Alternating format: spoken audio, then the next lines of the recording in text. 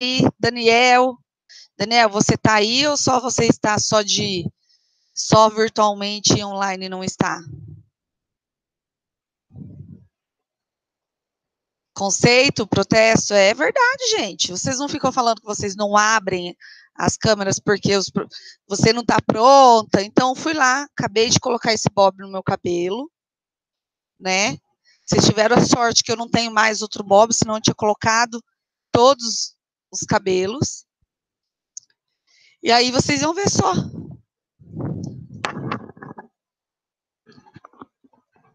Olha, olha, Vinícius. A professora magoa, hein? A professora fica magoada.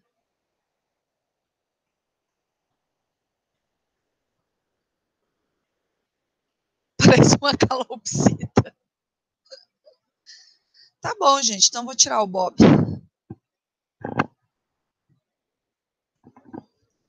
Melhorou, então.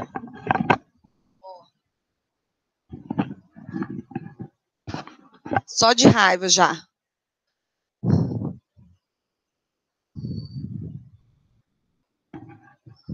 Me chamou de calopsita, gente, né? Assim não dá, né? Calopsita não, né? Pode até chamar de um pincher, mas de calopsita ia para acabar, hein? Estão preparados, pessoal, para a nossa aula de hoje? Nossa aula de hoje nós vamos voltar e retomar o estudo daquilo que eu chamo de ilicitude. Lembram-se? Alguém pode me falar isso? Já que vocês aí não abriram a câmera mesmo, eu tô aqui de besta mesmo, então também não vou mais ficar me arrumando para vocês. A partir de hoje, esqueçam maquiagem, esqueçam dignidade, que eu vou estar aqui com cara de acabados, como vocês estão falando que vocês estão.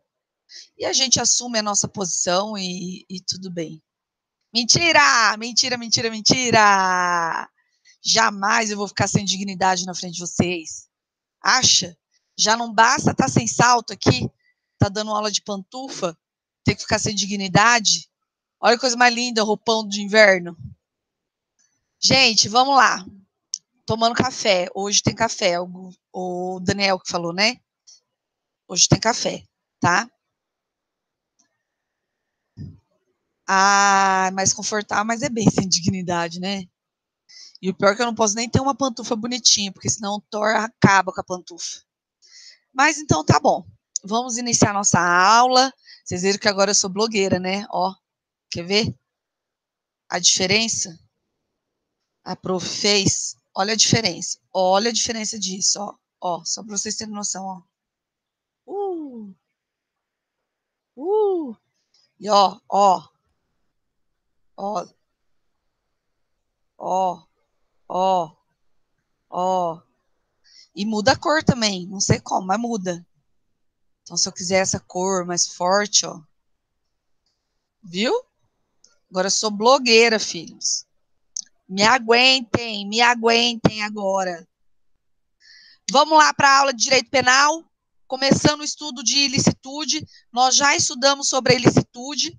Lembram-se disso? Que nós estudamos sobre ilicitude? Eu tô morrendo de saudade de vocês, gente. Vocês não têm noção a falta que vocês fazem na minha vida. Isso daí é para vocês nunca mais falarem mal da professora de penal.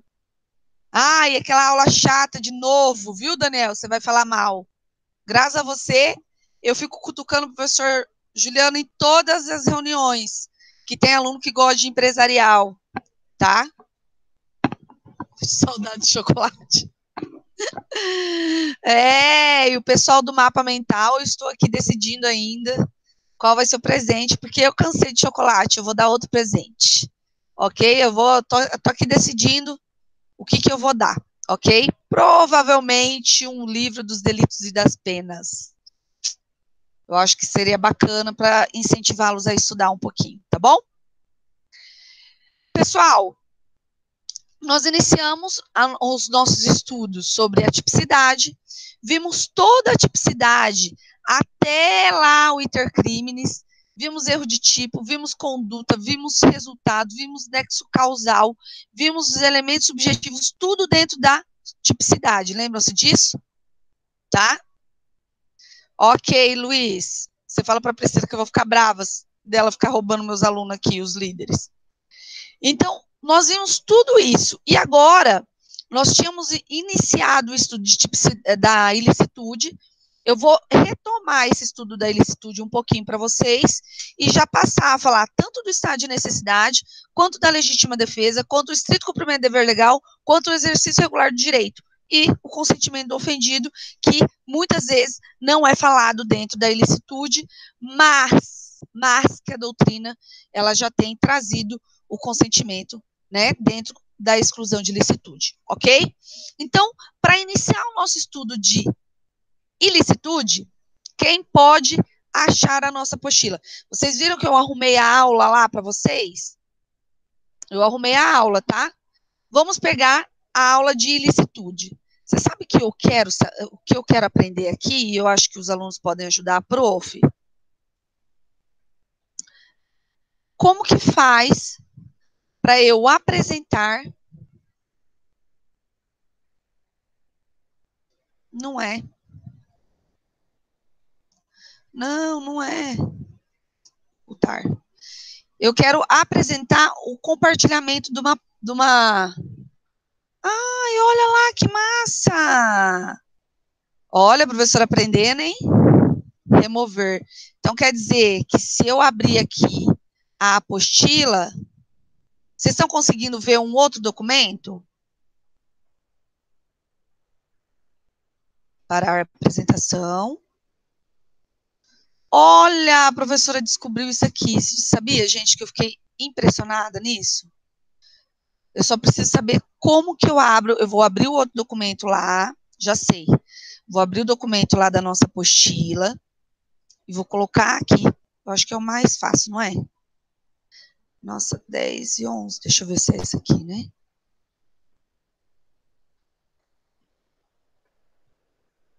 Ih, Letícia. Tipicidade não é. Se a prof falar para vocês que eu só gravei para mandar para vocês, vocês vão acreditar? Palhaçada, hein, professora? Palhaçada, hein? Só gravei para mandar para vocês, mas não tem problema não. Vou entrar aqui no nosso sistema e já vou colocar aqui no nosso sistema. Bom, vamos. Enquanto isso, eu vou colocar aqui para vocês no sistema e depois a gente vai começar aqui. Quando a gente fala de ilicitude, nós estamos falando de algo que é ilegítimo, algo que é contrário à lei. Então, sempre que se fala de ilicitude, eu estou relacionando a uma contrariedade à lei, ok? Então, ilicitude, o que é algo lícito? É algo que a lei permite que eu faça, ok? O que é algo ilícito? É algo que a lei não permite que eu faça. Isso é algo ilícito, tá bom? Então, se vocês pegarem a nossa apostila, lá da aula 9, 10 em diante, vocês vão ver que nós temos dentro dessa apostila, olha aqui, deixa eu até salvar aqui só um pouquinho, já sei até onde eu vou salvar. Dentro da nossa apostila, todos esses elementos que nós vamos ver hoje, tá bom? Apostila PDF, aula 9, 10, sim. Pronto, agora eu consigo pegar aqui, ó.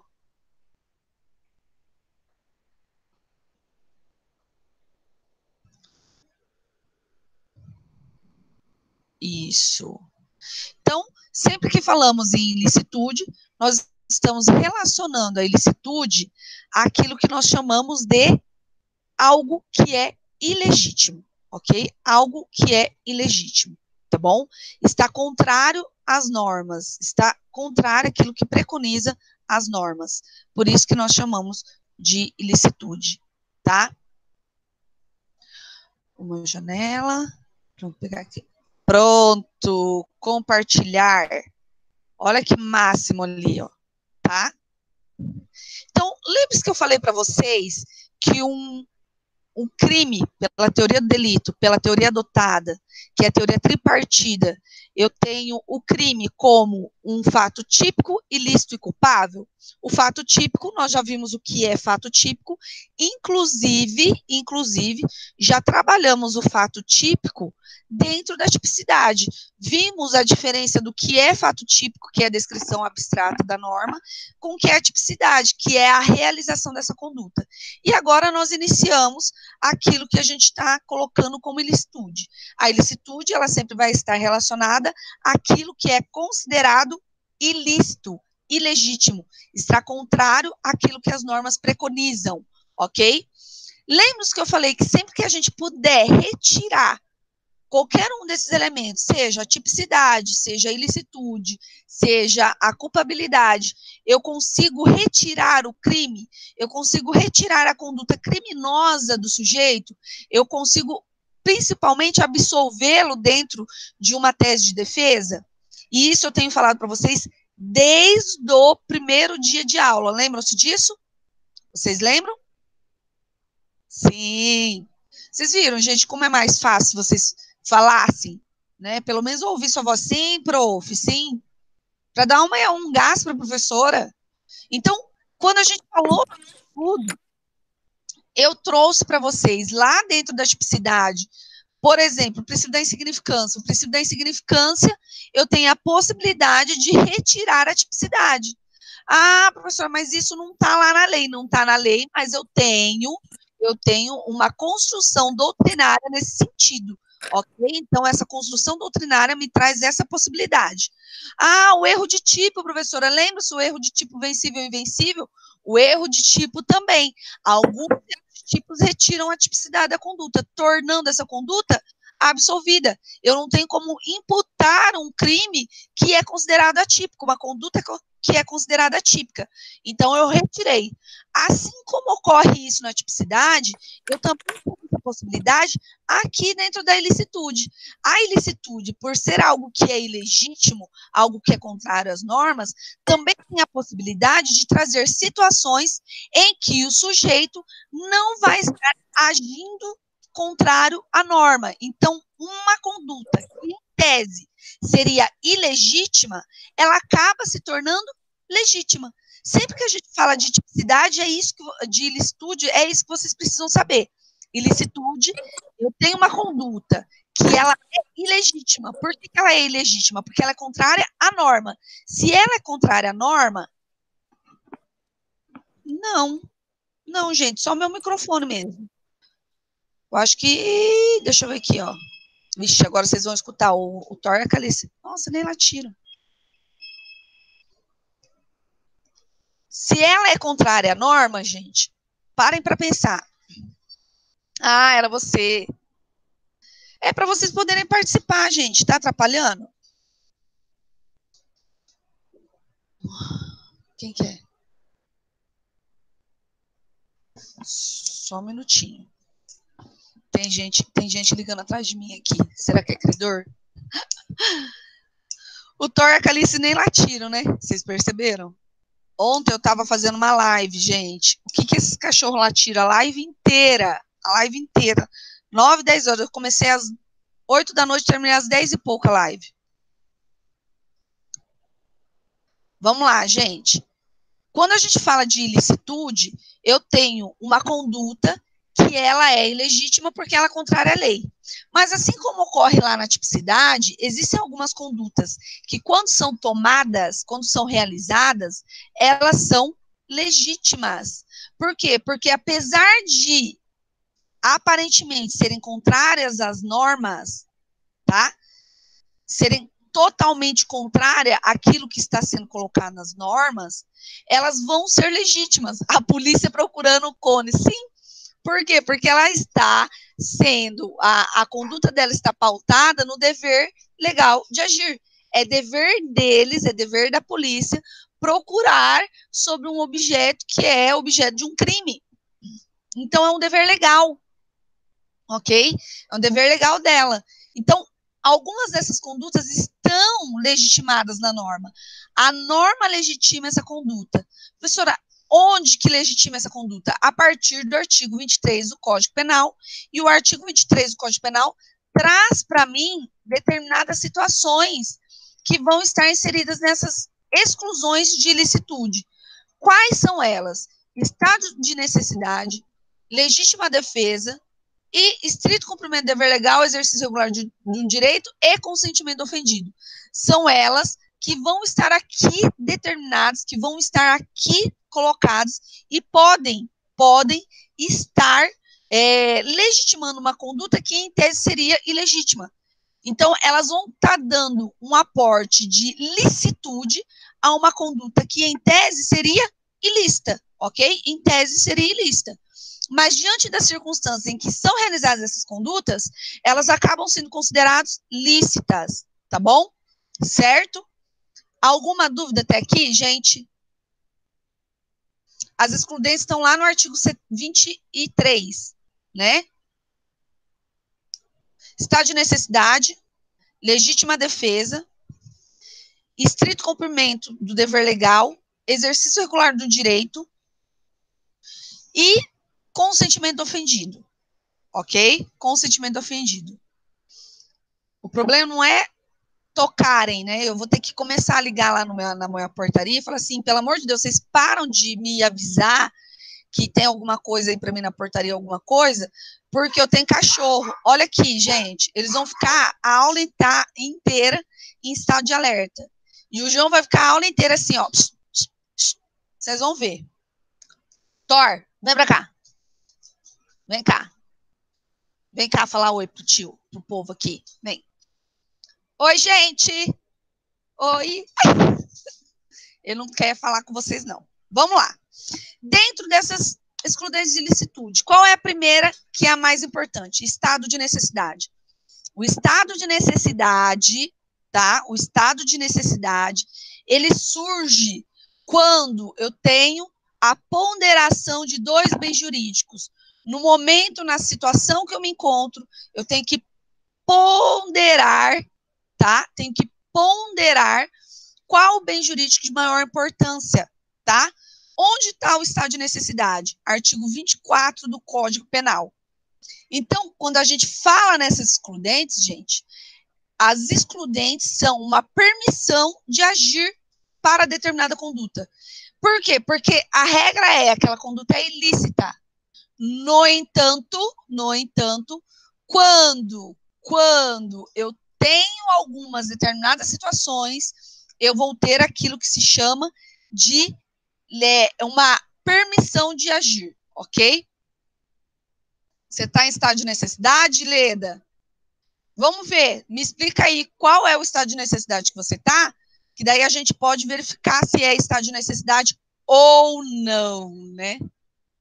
Ah, de dinheiro. Ah, mas isso todo mundo tá, Leda, ainda mais uma situação igual à situação que nós estamos vivendo, né? É difícil quem não esteja em estado de necessidade hoje, viu?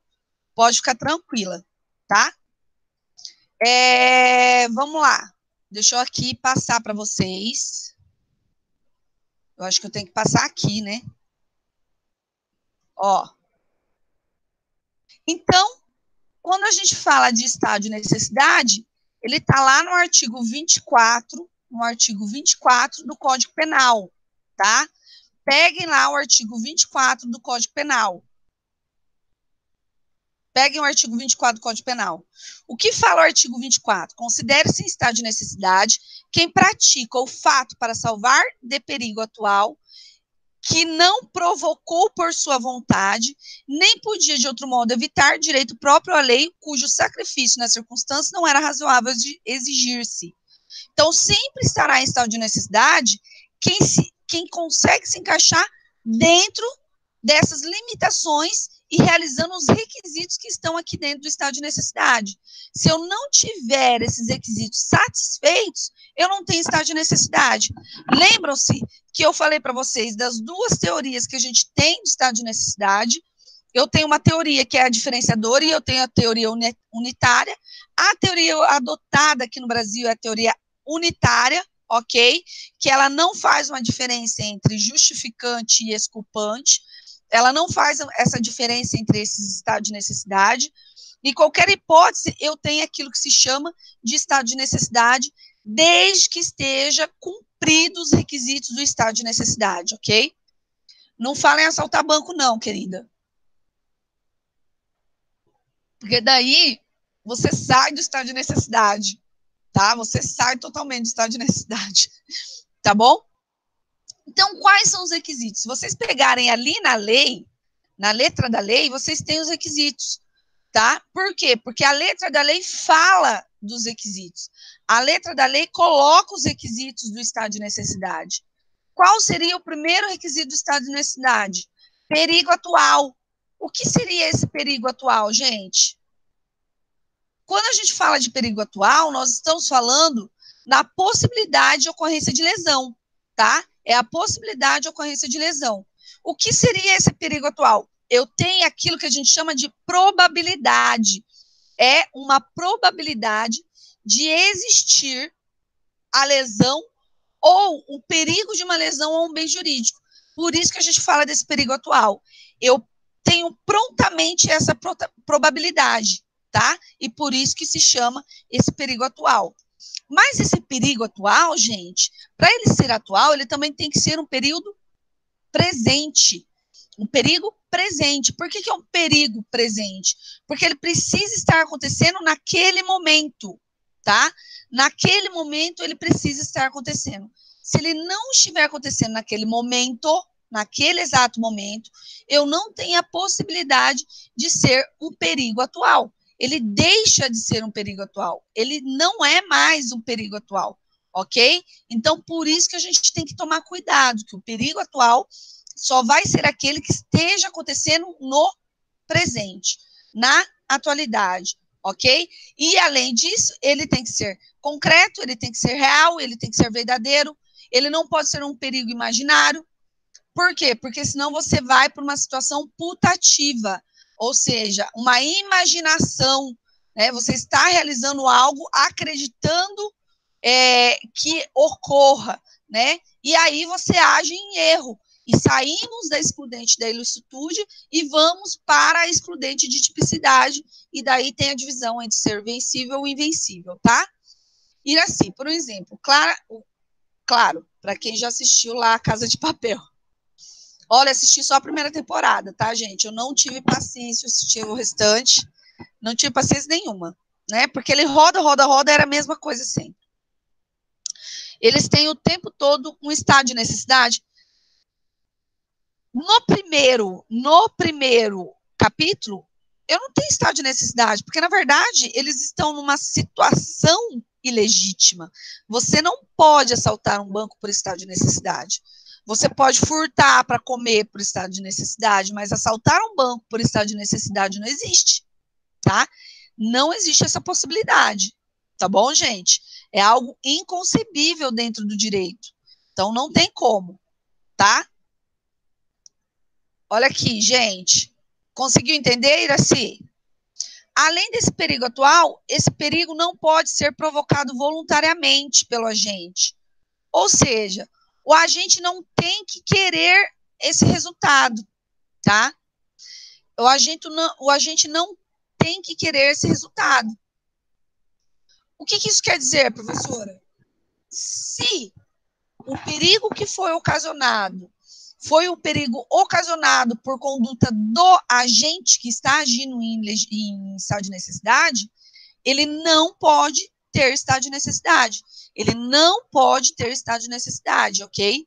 Então, o sujeito que age para causar um perigo, ele não pode se utilizar da excludente de estado de necessidade. Ele não pode se utilizar da excludente, tá? Além disso, o perigo, a ameaça a esse perigo, ele pode ser de um direito meu, que estou agindo em estado de necessidade, ou de um direito alheio. Eu posso ter estado de necessidade para um direito alheio. Vamos lá, os reféns que estão no banco poderiam usar estado de necessidade? Sim. Mas depende da situação. Por quê? Porque se ele está protegendo diretamente, eu não tenho a proporcionalidade do conflito de dois bens, e não é algo que é que vá me ofender, ele sai do estado de necessidade e ele vai para a legítima defesa, Iraci, tá? Então, depende da situação de perigo, tá? Depende da situação de perigo. Tá bom?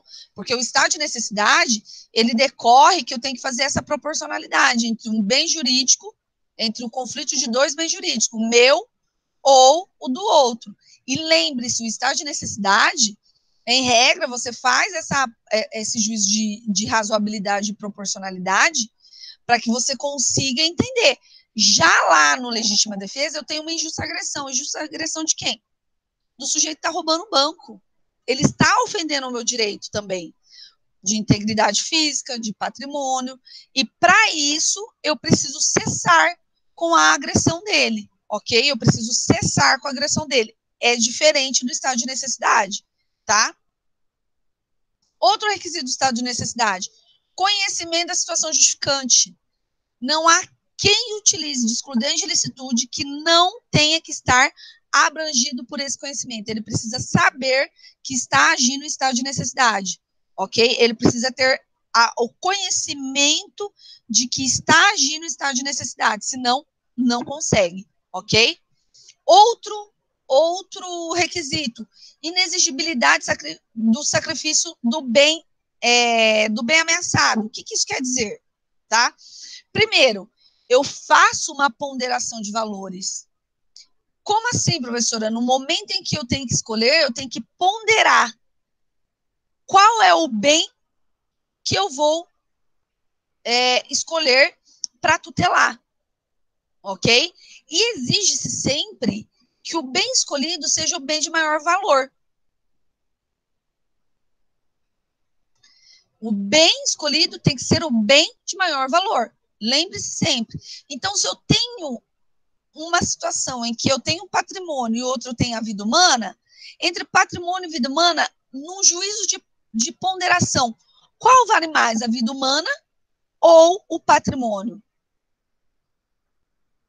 Professora, então você quer dizer que, por exemplo, quando foram adotadas as medidas do Covid-19, de fechamento, isolamento, quarentena, o próprio lockdown que está sendo interposto em algumas cidades brasileiras, aí, alguns estados do Brasil que estão com um caso de epidemia mais forte, né?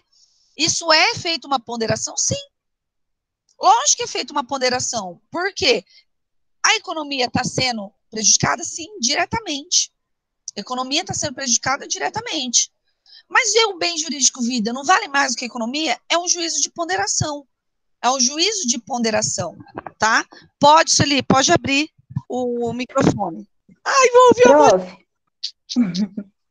Fala. Prof, ano passado a gente leu um livro com o professor, que é A Justiça Quer Fazer a Coisa Certa, e tem um caso, Sueli? se eu não me engano, tá ouvindo?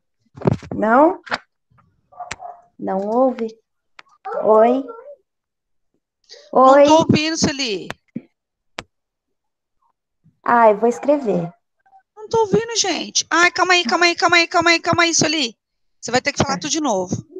Eu vou sair aqui do WhatsApp, por causa dessas encheção de saco do WhatsApp. O que está acontecendo? Eu fiz coisa errada. Eu deixei aqui no mudo, tá? Vou ter que sair daqui, ó. Sueli, pode falar de novo. Você vai ter que falar de novo. Que a prof tá com saudade. Dá para ouvir? Tô ouvindo! Oba! Então, ano passado a gente leu aquele livro Justiça Quer Fazer a Coisa Certa. E tem, se eu não me engano, no capítulo 2, fala sobre aqueles marinheiros que estavam à deriva e que dos 4 marinheiros, 3 comeram um. E para sobreviverem, né? Que um que estava para morrer e ele acabou, eles acabaram matando ele e comeram ele até serem salvos. Tá ouvindo, professora? Eu tô ouvindo. Tá. Então, daí foi assim, foi levado, na hora que eles foram resgatados, foram levados a julgamento tal, foram absolvidos porque eles estavam alegando que era por necessidade. Estado de necessidade. Isso, um estado de necessidade. É chocante, mas é um fato, né? Isso ocorre, é Ocorre. realmente um Já fato de leram? necessidade. Já leram Oi? o caso dos exploradores de caverna? Olha lá, a Amanda Ainda. falando. Os Exploradores de Caverna, um livrinho pequenininho que tem, que todo estudante de direito tem que ler, é ótimo, é exatamente um exemplo de caso de necessidade, estado de necessidade. Estado de necessidade. Se eles não tivessem matado o sujeito que já estava doente ali, eles acabariam tendo uma possibilidade de morrer todos. Foi a única forma, tá? O avião, isso mesmo. Isso aconteceu mesmo, Augusto. Esse caso do avião aí, que caiu nos Andes, um caiu nos Andes e teve um que caiu lá pro norte, lá, era gelo, tudo. Eles comeram, tá? A dignidade humana, Sueli, ali, o que se ponderou? O que se pondera? São 3 vidas em troca de uma, né? São 3 em troca de uma. E se é 3 em troca de uma, o que vai se ponderar? O que vale mais, 3 vidas ou uma, né? É um caso de extrema excepcionalidade, tá, gente? Não vão sair por aí matando gente para comer, não, pelo amor de Deus. É excepcionalíssimo, no entanto, é necessário para que se consiga sobreviver ali, entendeu? Exatamente, Vinícius. Mas só vale se a pessoa já estiver morrendo? Sim, porque se você vai matar uma pessoa saudável, aí não vai conseguir, tá, gente? Não vai conseguir. Ô, Pamela, com relação ao sorteio, vai depender muito das circunstâncias da situação, como que ocorreu, né? No caso de exploradores de caverna, eles discutem muito isso, né? Eles fazem justamente essa discussão ética, porque aí a gente sai do jurídico e vai para a situação ética. O próprio livro que vocês leram, do Michael Sandel, ele faz totalmente uma discussão ética. E pode ver que ele não traz a resposta de nada. A minha tese, que foi do bebê medicamento, foi justamente dali que eu tirei.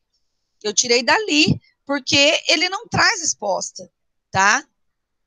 A mesma coisa acontece. Se não mata um, morre os 4, tá? Pedra, papel, tesoura. O que eu acho? Eu acho que no caso em concreto vai ser verificado como que é essa situação, como estava essa situação. E você tem que provar que havia um perigo de vida dos outros 3, que os outros 3, se não fizessem isso, não teriam chance de sobrevida. Tudo isso vai ter que ser verificado no caso concreto, entendeu? Então, eu preciso necessariamente verificar o caso em concreto, senão não consegue, tá? Conseguiram entender, gente? Prof, existem os excludentes de licitude, mas para eles sejam válidos e consideramos tem que encaixar nos requisitos, se não manter licitude do caso. Exatamente, Leda. Se eu tenho uma ilicitude, o que vocês têm que colocar na cabeça de vocês? A regra é: a conduta tomada é totalmente ilícita. Ilícita, ok? É conduta ilegítima, ilícita. Essa é a conduta, ok? Essa é a regra. No entanto, no caso em concreto, eu consigo puxar e fazer aquilo que a gente chama de subsunção do caso à norma. Por quê? Porque eu encaixo todos os requisitos do estado de necessidade que está na norma no caso concreto. Aí eu consigo alegar e eu consigo com que o juiz visualize isso. Se eu não conseguir alegar e conseguir que o juiz visualize que todos os requisitos não estão presentes no caso, você não consegue, tá? Você não vai conseguir, ok? Conseguiu entender, Leda? Certo?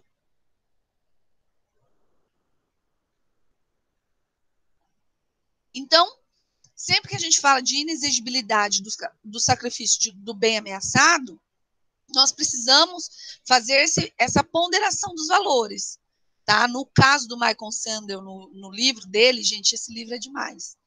Tem outros livros que ele tem, que é, por exemplo, o que o direito não compra. O que o dinheiro não compra, desculpa. O que o dinheiro não compra é ótimo. Vale a pena ler, tá, gente? nesse caso aí, foi feito uma ponderação de valores. Eram uma vida que estava doente, quer dizer, a possibilidade de sobrevida dele num desastre ia ser mínima, e 3 vidas que eram saudáveis. E que se tivesse um fator energético ali, ó, o Daniel saiu, gente, eu tô de olho, hein? Se tivesse um fator que pudesse trazer para eles essa energia para se nutrirem, eles poderiam ter aquilo que se chama de sobrevida, tá bom? Além disso, tem que ter inevitabilidade do perigo. O que é isso? Gente, somente caberá o estado de necessidade se não existir outra forma, tá? Então, se eles estão numa floresta, né? Vamos lá, um caso em que eles estão numa floresta e que possuem animais que podem ser mortos, eu não tenho a desculpa de matar o meu companheiro de desastre para poder me nutrir, entendeu? Então, eu não tenho como exigir dele outra conduta. Por quê? Porque o perigo é inevitável. O perigo é inevitável. Se eu consigo ter outro recurso para trazer para mim a possibilidade de incumbência, de sobrevivência ali naquela situação, é a mesma coisa do roubar o banco. Olha, eu estou passando por uma situação financeira muito grave e eu decido roubar um banco porque eu estou passando por uma situação financeira. Eu teria outros recursos? Sim, com certeza.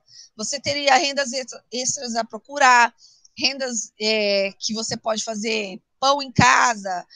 Eu vejo, tenho alunas que ficaram sem emprego, eles estão fazendo, gente, massa de macarrão para vender, massa caseira de macarrão para vender, sabe? Então, quer dizer, são outras circunstâncias que possuem para você tentar diminuir essa situação financeira sua. O roubo a um banco não vai trazer isso, ok? Isso daí já é uma outra possibilidade. Você nunca vai conseguir colocar aqui, porque você tem outras formas legítimas que você pode utilizar para conseguir estar inserido dentro da sua realidade financeira, ok? E, por fim, a ausência de dever legal de enfrentar o perigo. Ou seja, dentro do estado de necessidade, tá? Quem tem o dever legal de enfrentar o perigo não pode alegar o estado de necessidade. Lembrando que aqui não se exige que o sujeito seja herói. Mas, se no caso concreto, o bombeiro, por exemplo, chega para apagar um incêndio e ele tem essa possibilidade, sem ter que arcar com a vida dele, de entrar dentro do prédio para salvar mais. Eu não vou. Eu estou alegando estado de necessidade porque eu não vou. Não pode, ok? Eu não posso fazer isso. A mesma coisa acontece com um sujeito que é um médico que está na linha de frente do combate ao Covid. Eu estou no grupo de risco, eu não vou. Não vou te atender porque você está com Covid. Gente, não existe isso. Não existe. Eu estou atuando em estado de necessidade, porque é o meu direito em prol do seu. Não existe isso. Você já está na linha de frente, você não pode se negar a atender um paciente e trazer uma excludente de licitude de estado de necessidade. Não pode, tá bom? Não tem como. Alguma dúvida com relação ao estado de necessidade, gente? Sim ou não?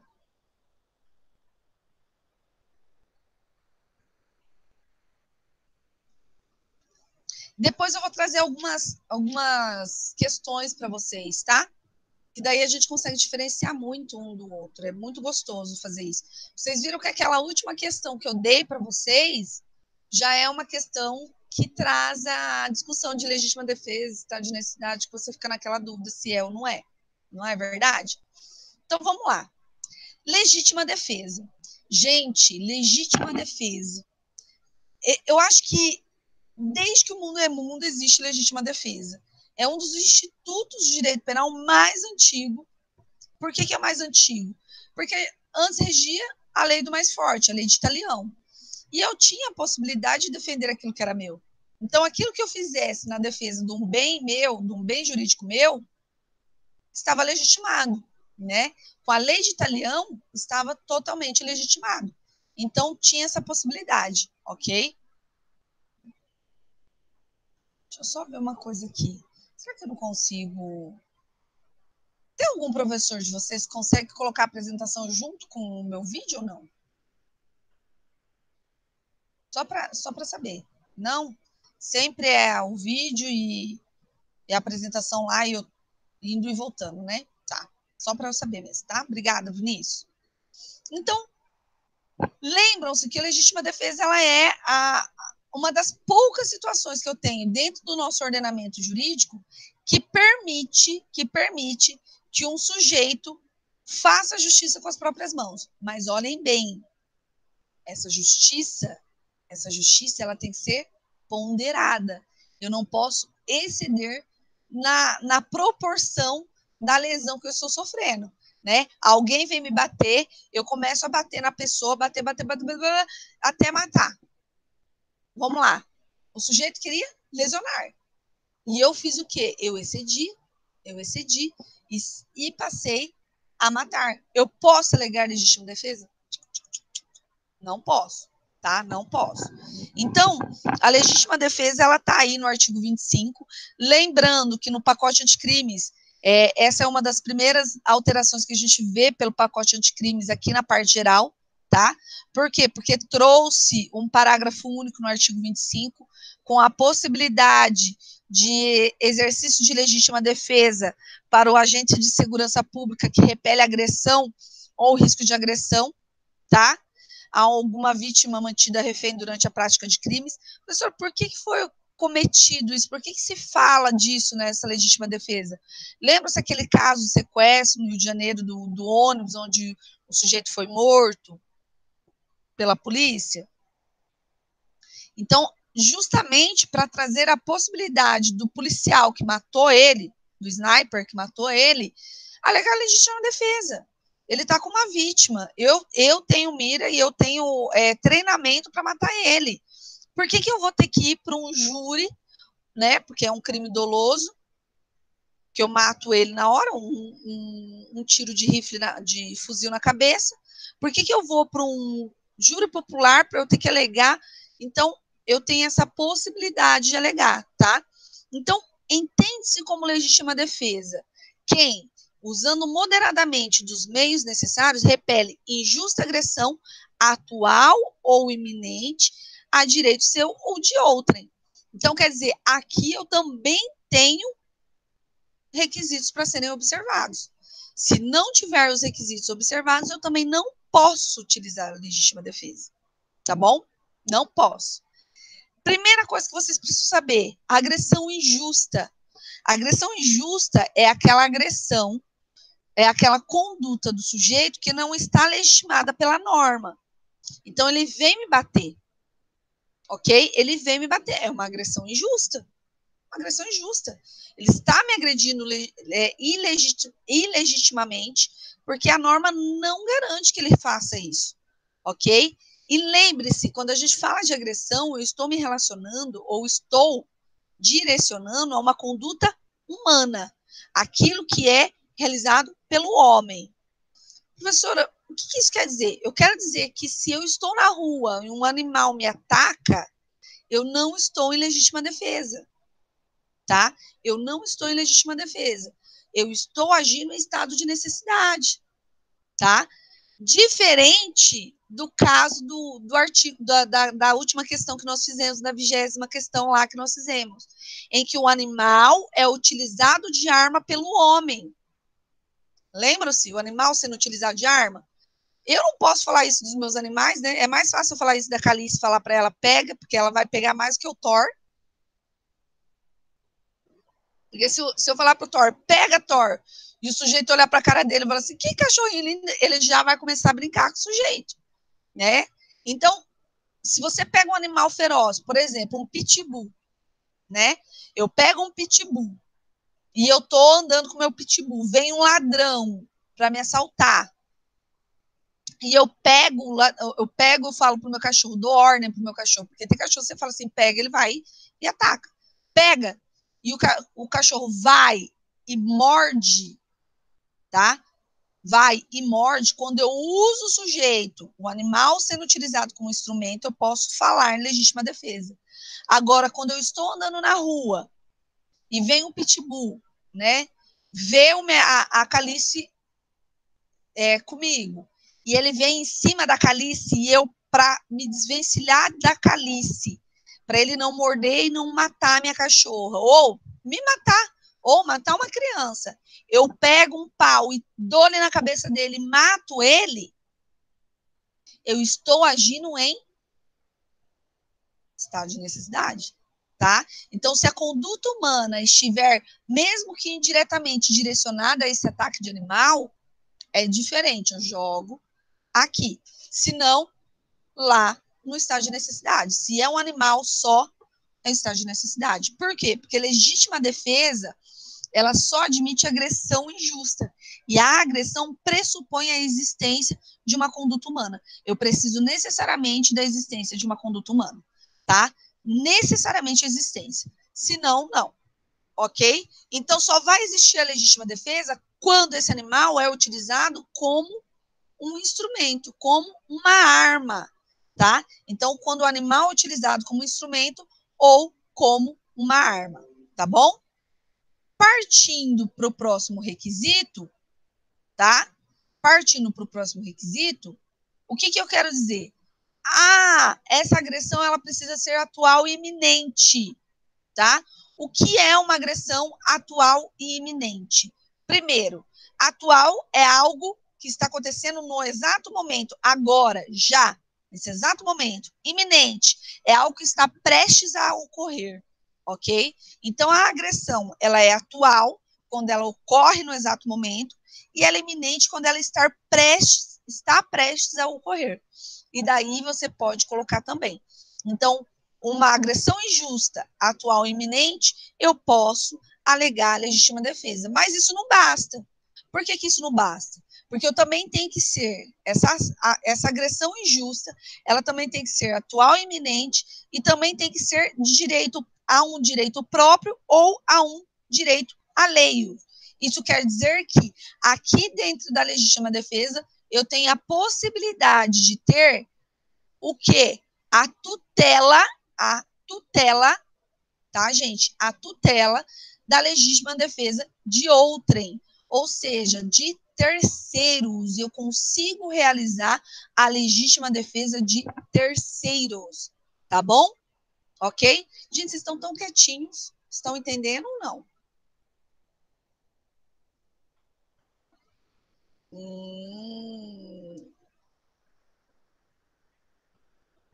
Eu ainda voto por todo mundo estar aqui junto e todo mundo de câmera liberada. Hashtag, a partir de hoje, eu coloco a campanha hashtag liberem as suas câmeras. Porque tá ficando foda, hein? Não pode falar essas coisas, gente. Tá ficando difícil. Bem difícil, tá? A gente ficar sem vocês aqui. A prof tá começando a ficar em depressão, tá? Vamos lá. Além disso, então vamos lá. Recapitulando. Eu tenho que ter uma agressão injusta. Essa agressão injusta, ela tem que ser atual e iminente. Além de atual e iminente, ela tem que ofender um direito próprio ou alheio. Além desses três elementos, esses três requisitos, próxima aula, hein, gente? Eu vou esperar. Senão eu vou começar a vir fantasiada aqui, tá? Não, aí que vocês não vão liberar, né? Vocês não vão querer me ver. E vou começar a cantar aqui, aí vocês vão ver. Além desses três requisitos, eu ainda tenho que ter o uso moderado dos meios necessários. Uso moderado dos meios necessários, ok? Então, esses 4 requisitos precisam.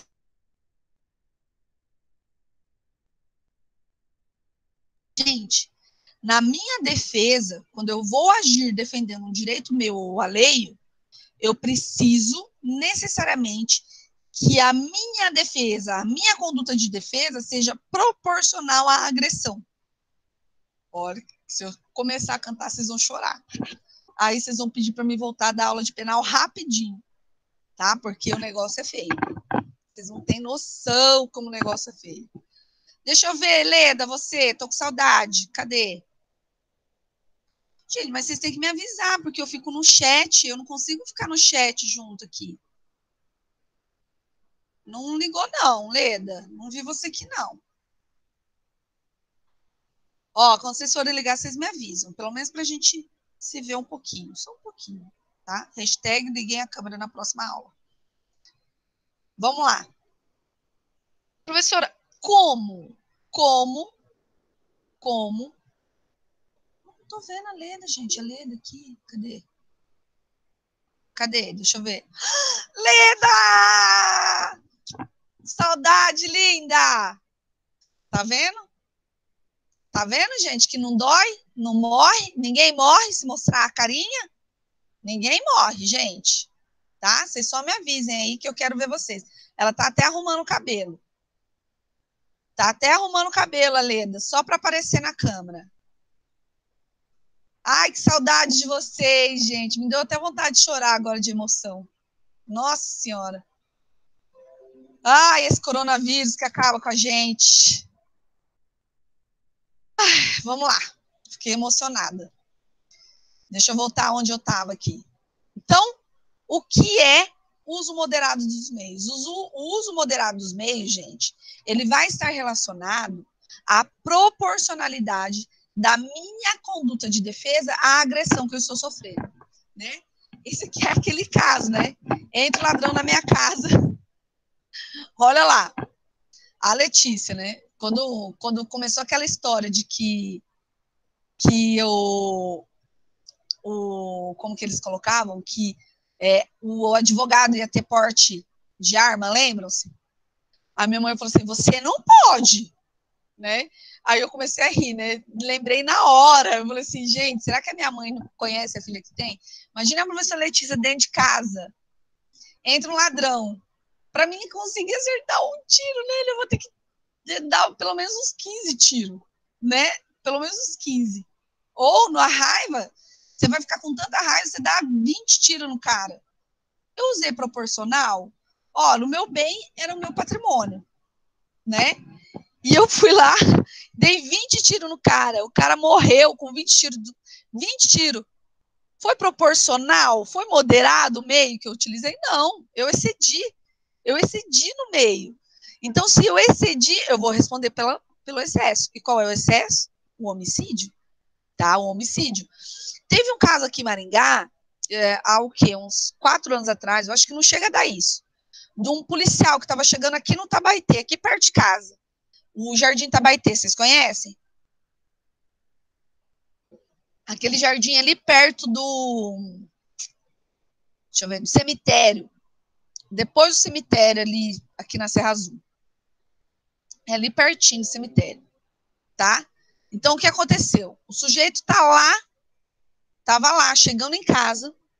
Quando ele estava chegando em casa, o assaltante foi tomar ele de assalto. E ele, na hora de abrir a porta, ele sacou a arma e atirou no cara. Só que ele atirou nas pernas, né? Por quê? Porque o cara foi tentar correr e ele atirou, deu um tiro na perna do cara, né? O cara não conseguiu ir longe. Ele pegou, chamou a polícia e já prendeu o cara.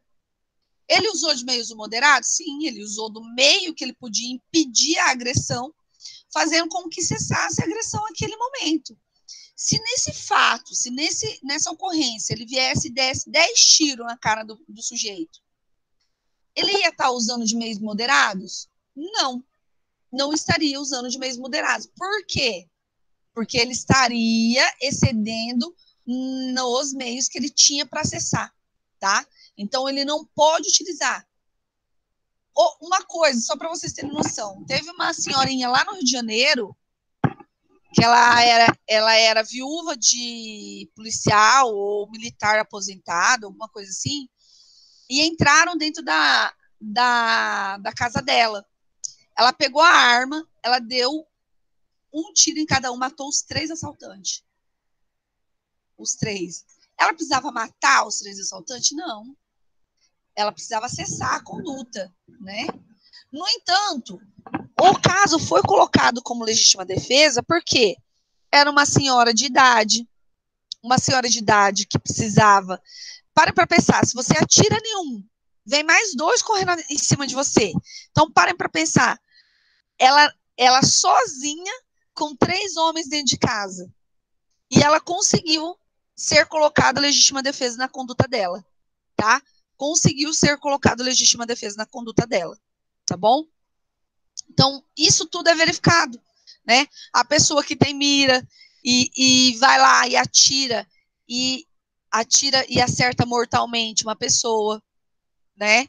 Tá, mas ela precisava ter mirado na cabeça, ela não poderia ter atirado na perna, né? Ela não poderia ter atirado no tronco, não no coração, né? Então, tudo isso vai ser verificado no caso concreto para ser reconhecido ou não a justificante, tá? Então, além, vamos lá de novo, além de eu ter um perigo atual, uma agressão injusta, um perigo atual iminente, um direito próprio alheio, tá? Um uso moderado dos meios, eu preciso também estar agindo conhecendo a conduta, tá? Conhecendo. Já, Luiz, não se vá, fica com a prof.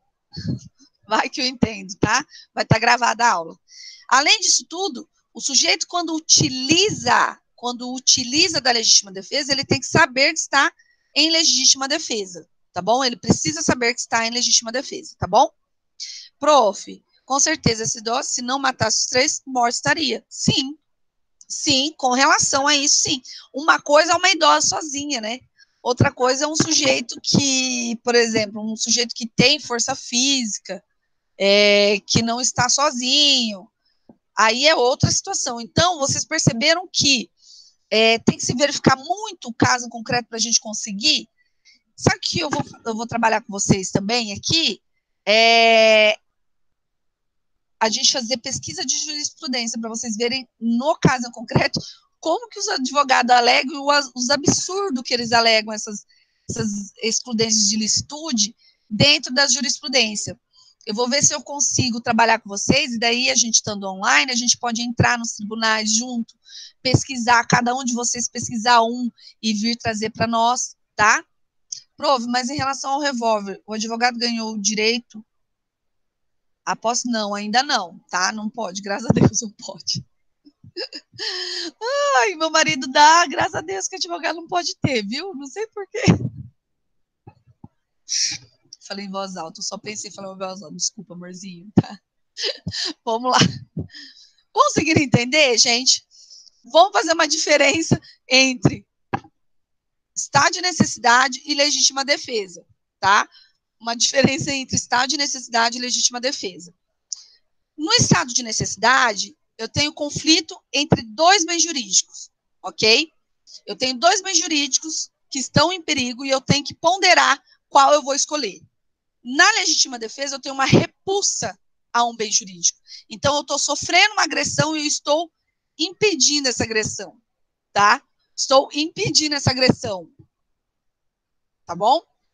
Gente, eu tenho que falar uma coisa para vocês, muito sério. Uma mulher em TPM é a pior arma que o marido pode ter dentro de casa. É pior. Né? Você concorda? Não concorda, amorzinho? Ele tá fazendo assim, ó, não tá nem falando. Pra vocês terem noção. Para vocês verem o perigo que ele tá correndo aqui dentro dessa casa, passando 24 horas guardados aqui, só comigo. Além disso, o estado de necessidade, eu tenho o bem jurídico que é exposto a perigo. Já na legítima defesa, o bem jurídico é agredido. Tá? O bem jurídico é agredido. Tá bom? Então, eu tenho uma diferença. Enquanto eu tenho uma exposição de perigo lá no estado de necessidade, na legítima defesa eu tenho uma agressão ao bem jurídico. É totalmente diferente, tá bom? No estado de necessidade, ele pode vir de conduta humana ou não. Já na legítima defesa, eu necessariamente preciso que haja uma conduta humana, porque a agressão pressupõe a existência de uma conduta humana. Eu preciso necessariamente a existência dessa conduta humana, tá? Já no estado de necessidade, a conduta pode se dirigir a um terceiro que é inocente, ok? E lá na legítima defesa, ela tem que ser destinada ao agressor, tá? Ela tem que ser destinada ao agressor, tá bom? Vinícius, você não me zoou muito não, né? Zoou só um pouquinho, né? Olha que eu tô de olho, hein? E por fim, A agressão no estado de necessidade, ela tem que ser injusta, ela não precisa ser injusta, desculpem, ela não precisa ser injusta, tá? Porque, por exemplo, surgiu lá a criança no meio da rua. É algo injusto isso? Não. É uma situação que pode acontecer, falta de cuidar da mãe, assim por diante, ou crianças que são terríveis, que a gente não pode nem ficar percebendo, né? Eu, quando eu vou em algum lugar que eu vejo os filhos das minhas amigas e eles são pinta brava, eu fecho os olhos, eu tapo os olhos. A minha afilhada, ela é pinta brava, eu tapo os olhos. Porque se eu ficar falando muito, o meu vem pior, não é? Então a gente tapa os olhos. Aconteceu, correu na rua. Correu na rua, e daí, gente? É legítima defesa? Não. Eu tive agressão? É uma agressão injusta? Não, é o estado de necessidade. Eu tive que escolher, eu estou dirigindo, vem uma criança na minha frente. Eu atropelo a criança para não bater o carro ou eu bato no carro para não atropelar a criança? Perceberam a diferença? É uma diferença muito grande, tá? É muito grande. Enquanto lá na legítima defesa eu tenho que ter essa agressão, tá? E essa agressão ela tem que ser ilegítima. Tá bom? Ela tem que ser ilegítima. Só para vocês terem uma noção de um caso concreto, eu até coloquei aí no material para vocês. O STF, ele tem, ele considerou, né, que foi moderada a utilização de arma por um sujeito paralítico, né, que não tinha como paraplégico. Eu acho que eu coloquei, deixa eu ver aqui. Calma aí. Coloquei aqui para vocês, ó.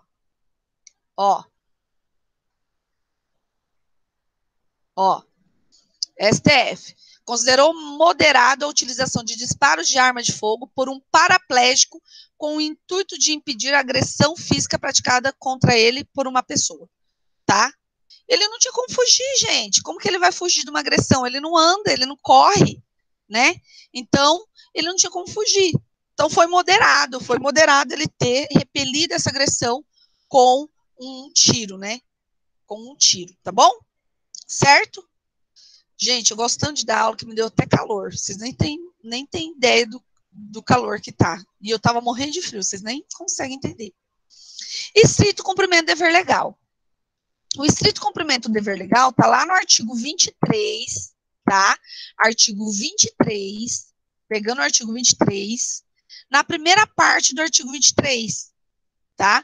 Professor, você está querendo dizer que ele não vem colocado no código, igual vem o estado de necessidade, igual vem a legítima defesa? Não vem, tá? Ele vem lá na primeira parte do artigo 23, inciso 3, tá? Que ele trata do estrito cumprimento do dever legal, tá bom?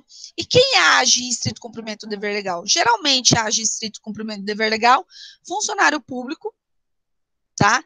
E agentes públicos, funcionários e agentes públicos. E aquele particular que está exercendo uma função pública, de jurado, de mesário, tá? Que é chamado para exercer o dever de mesário e assim por diante, tá bom? Eles estão em estrito cumprimento do dever legal. O que seria esse dever legal, gente? Esse dever legal é uma obrigação que pode ser direta ou indiretamente derivada de lei, né? É um dever que eles têm, que está legitimado pela lei, e eles precisam cumprir esse dever legal. Então, o sujeito que age dever legal, por exemplo, o policial que vai fazer a apreensão, vai prender o sujeito, quando ele restringe a liberdade, você pode restringir a liberdade de qualquer pessoa? Não. Eu, professora Letícia, posso chegar na sala de aula, trancar a sala de aula e falar assim, ninguém sai daqui? Não. É cárcere. É ilegítima. A lei não me permite fazer isso, tá? A lei não me permite fazer isso. Então, quer dizer, eu não tenho uma ordem legal, tá bom? Eu não tenho uma ordem legal para o exercício disso, tá bom? Por isso que eu preciso necessariamente ou de uma determinação legal ou um dever legal para estar exercendo o estrito cumprimento do dever legal. Então, se eu não sou funcionário público, se eu não sou um particular que esteja em função pública, eu não vou poder se utilizar do estrito cumprimento do dever legal, tá bom? Augusto, e se uma senhora tivesse descarregado a arma num bandido, ela poderia alegar que agiu em forte emoção, já que na hora, uma situação da vida ou morte, um civil, não tem o treinamento de um policial ou de um soldado para ficar ansioso e exagerando? Sim, o Augusto, você pode, mas aí é que está a diferença. Na violenta emoção, é um homicídio privilegiado, tá? Gente, por que as pessoas estão saindo? Vou ficar triste. É um homicídio privilegiado. Já aqui, não é um homicídio privilegiado. Aqui eu tenho a exclusão, tá? A exclusão da ilicitude. Isso quer dizer, o sujeito vai ser absolvido. Olha a diferença. Enquanto eu tenho uma condenação para um homicídio privilegiado, vou ter pena normalmente, vou ter a incorrência, aqui eu fui absolvida, tá? Aqui eu fui absolvida, tá bom? Tá bom, Vinícius, obrigado por avisar, tá? A Jaque também caiu. Daniel tá aí ainda ou já me abandonou? Daniel, deixa ele comigo, viu? Olha, saiu daqui, ó, nem voltou. Deixa ele comigo. Nunca mais vou dar um batom para ele. Eu vou dar um chocolatinho, um batom para ele. Tá bom? Conseguindo entender o estrito cumprimento do dever legal, gente? Peguem para mim a primeira parte do artigo 23, tá? Inciso 3, ó, não há crime quando o agente pratica o fato em estrito cumprimento do dever legal. Pronto, tá? É isso que está colocado lá como dever legal. Tá bom? Cadê aqui vocês, que eu me perdi aqui em vocês? Além disso, gente, eu tenho outra figura, que é a figura do exercício regular de direito. Tá? Eu tenho a figura do exercício regular de direito. Vamos lá. O que é o exercício regular de um direito? É quando eu, me achando no meu direito, eu vou agir ilegitimamente, tá? Porque eu acho que eu estou no meu direito, tá? No entanto, eu não sou legítima ao agir. Eu não tenho legitimidade, tá? Somente em alguns casos eu vou ter essa legitimidade. Eu tive uma ação em que o sujeito alegou que agiu em exercício regular de um direito, né? Ele tinha uma casa, a casa estava locada, ele invadiu a casa, tirou os móveis da pessoa, jogou para fora da casa e trancou a casa com o cadeado. Eu posso fazer isso ou eu preciso utilizar dos meios legais para fazer isso? Parem para pensar. Os meios. Eu preciso necessariamente dos meios legais para poder fazer isso, ok? Eu não vou estar em exercício regular de direito. Quando eu posso estar em exercício regular de direito? Por exemplo, quando a lei me permite agir. Eu, como cidadão, eu posso realizar uma prisão em flagrante. Eu não posso? Posso. Se o sujeito estiver em flagrância de crime, eu, como cidadão, posso realizar uma prisão em flagrante. O próprio Código de Processo Penal me dá essa permissão, tá? Exercício regular de direito, um médico que vai fazer determinadas cirurgias, por exemplo, ele não consegue salvar a perna do sujeito, ele vai lá e corta, amputa a perna do sujeito. Ele fez a amputação da perna do sujeito. Ele pode ser colocado aqui? Sim. Ele estava no exercício regular do direito dele. Era a forma que ele tinha, né, para trazer uma cura para aquilo que o sujeito estava realizando naquele momento, tá? Estava realizando, tá bom?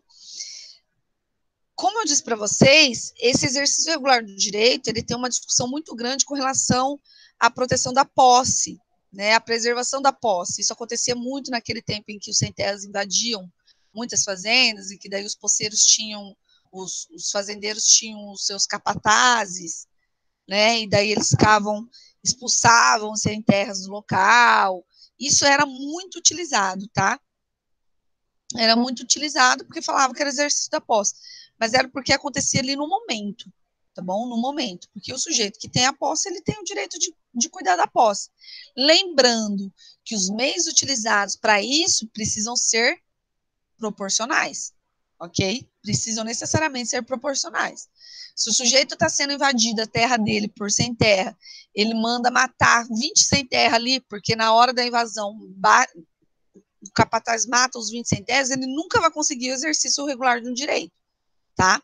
Porque ele está usando de meios imoderados. Os meios imoderados vai trazer o excesso para ele e não consegue configurar uma situação aqui dentro do direito que vai excluir a ilicitude da conduta dele, tá bom?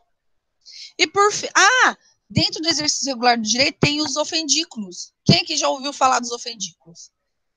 Lembra? Aqui em Maringá é muito comum, tá, gente? Eu lembro quando era criança, gente, eu tinha uma raiva quando você brincava na rua, tinha aqueles muros com aqueles cacos de vidro. Quantas bolas que não quicavam naqueles cacos de vidro? E quebrava, murchava a bola, furava a bola por causa dos cacos de vidro, lembram-se? Aquilo lá é chamado de ofendículos, tá? Os animais que estão você coloca cachorros para cuidar da sua propriedade. Isso também é uma forma de ofendículo. Por isso que você precisa, quando você coloca animais para cuidar da sua propriedade, você precisa ter aviso, cuidado, cão bravo, tá? Você precisa tomar determinados cuidados para que a pessoa tenha conhecimento, tá? Tomar determinados cuidados para que a pessoa tenha conhecimento, tá? Ofendículos, é meio palavrão mesmo, né? É feio, né, falar, né? Então, eu tenho algumas situações, cerca elétrica, né? Por que a cerca elétrica precisa ter toda uma voltagem necessária, ter o aviso de que há uma cerca elétrica e assim por diante? Porque é necessário ofendículos para proteger a sua propriedade, tá? Vai tomar no ofendículo. Isso mesmo, Pamela. Eu nunca tinha pensado nesse sentido. A gente pode falar assim também, tá? Igual quando a gente fala de ex do falecido, né? Você não fala do falecido, estudante de direito chama do de cujos. O de cujos, né? Só outro estudante de direito vai saber de quem você está falando, né? Você não dá nem tanta importância assim para ele, ok? Então, os ofendículos, eles também entram aqui no exercício regular do direito, desde que estejam normatizados. Por exemplo, teve um caso do sujeito que colocou na fazenda dele uma cerca elétrica, mas ele não observou todos os deveres que ele deveria observar, tá? Aí o que acontece? Tinha muito boi que pulava a cerca. Então, o que ele fazia? Ele colocando aquela cerca elétrica ali, tá? Para pensar. Você coloca a cerca elétrica ali, o que aconteceu? A criança do vizinho foi pular a cerca para mudar, para ir para outra fazenda, para brincar, e a criança sofreu um choque. Ele pode usar no exercício regular do direito? Não. Porque ele não agiu, primeiro, porque ele não falou que a cerca era elétrica, não tinha aviso de que a cerca ela era elétrica, e não fez de acordo com o que é estabelecido pela BNT, tá? O Iraci, eu não gosto de falar de falecido, não, falecido é feio. Você sabe que eu tenho um cliente que ele está em processo de divórcio, e daí eu dou risada muito com ele, porque toda vez ele me manda os prints da conversa dele, da digníssima ex-digníssima dele. Sabe como que ele chama ela? De desnecessária. Então ela não tá lá com o nome fulana de tal, tá o nome desnecessária. Olha, gente, olha a raiva que esse homem tem dessa mulher. Para pensar, só porque ela teve filho dentro do casamento com outro homem, ficou com essa raiva. Desnecessária, é assim que está colocado. Eu achei muito, muito legal, muito legal. E é muito engraçado que ele não fala o nome dela. Fala, doutora, desnecessária. Eu falando, gente, olha como que ele é.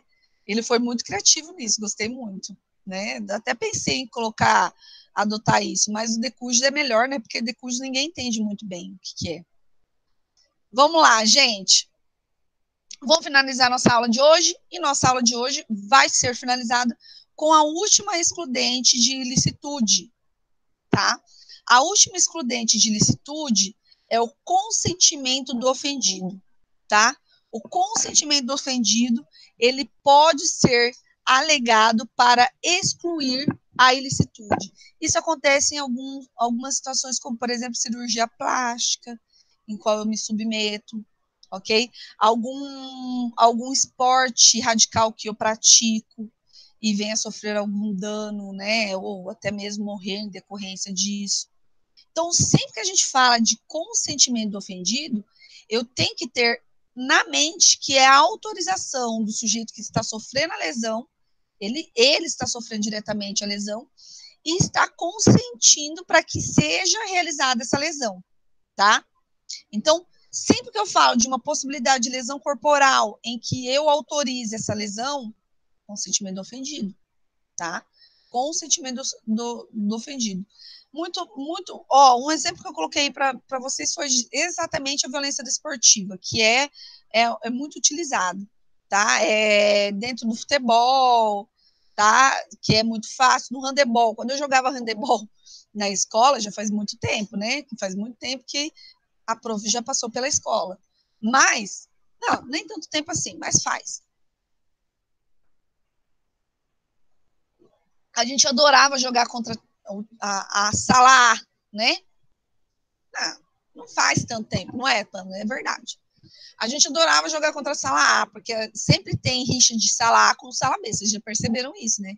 Você pode estar na faculdade, você vai ter os indivíduos da sala A que não gostam da sala B, e da sala B que não gostam da sala A. E mulher, então? Vocês têm noção o que é mulher? As meninas na 7ª série queriam jogar handebol, gente, mas era cada soco na boca do estômago, né? Você pegava aquela menina assim, eu vou marcar aquela menina, e pá, né? E é que acontece. É um esporte de contato, né? Tanto é que estão todos proibidos devido ao Covid, né? Porque esporte de contato não pode ter, tá bom? Então, eu, querendo ou não, estava consentindo para uma possível lesão. Eu estava consentindo, então eu tenho essa possibilidade, tá? Quais seriam os requisitos para serem utilizados esse consentimento do ofendido? Gente, eu tenho que ter a capacidade do agente em consentir, ou seja, se o sujeito não tem autonomia e capacidade de discernimento para isso, não, é menor de 18 anos, né? Menor de 18 anos, ele tem capacidade para consentir? Não, tá? Então, somente os maiores de 18 que possuem a capacidade para consentimento entrariam aqui, tá? O bem jurídico sobre o qual recai a conduta, ele precisa ser um bem jurídico disponível, tá? Por exemplo, eu não posso dispor da minha vida, tá? Eu não posso dispor da minha vida. Então, eu preciso necessariamente ser disponível, tá bom? E o consentimento seja anterior à conduta do sujeito que está trazendo uma lesão, tá?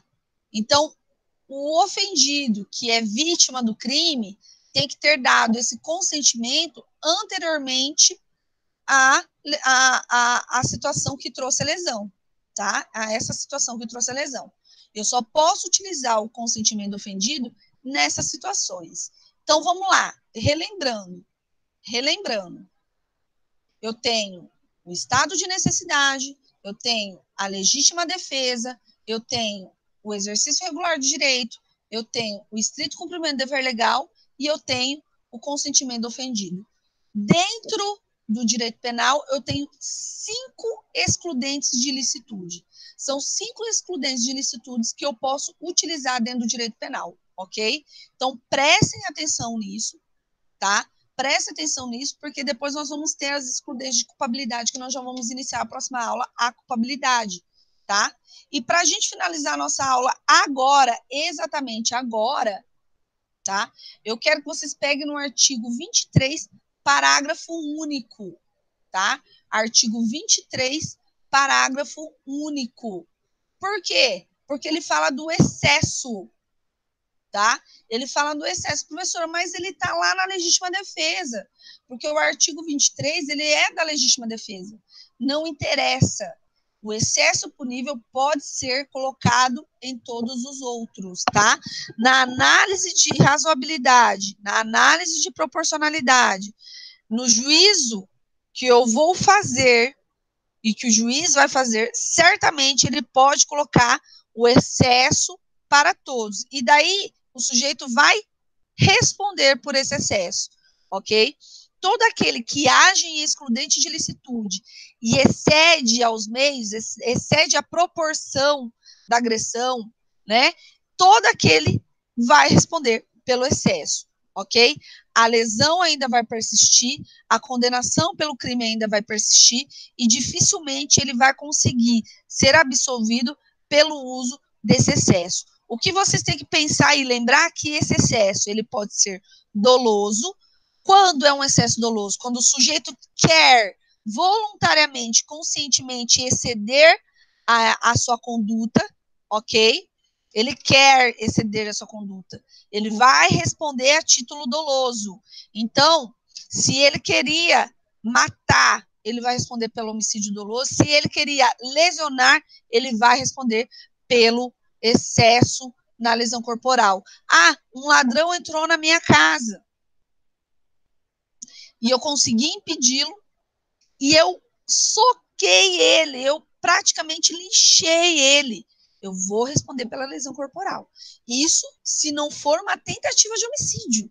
Porque dependendo da forma que você lesiona, você ainda responde pela tentativa de homicídio. Se o sujeito contido, você ainda continuou as agressões, você responde pelas lesões. E esse excesso também pode ser culposo, tá? O que seria esse excesso culposo? Quando ele não é intencional.